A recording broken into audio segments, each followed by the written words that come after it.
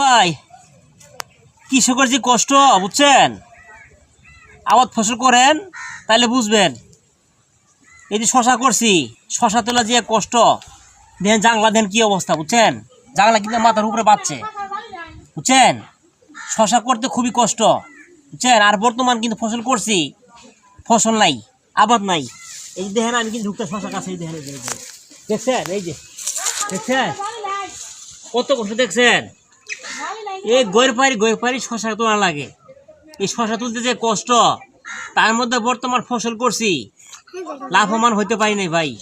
এই যে দেখেন জানি নাই বুঝছেন, একটা শশাও নাই, খালি গাছ গাছ বুঝছেন। এই যে গাছ, আমি দেখেন এই যে গয়ের পাতা দেখেন একটা শশাও দেখি না বর্তমান বুঝছেন। দুই একটা আছে, তা পোকামাকড় খাই শেষ করছে বুঝছেন। খুবই কষ্ট বর্তমান। এই শশা তোলা যে একটা ঝামেলা বাইরে ভাই, তাহলে বুঝবেন না কৃষকের যে একটা কষ্ট বলা কঠিন। কই পাবো, একটা শশাও পাইলাম না বুঝছেন।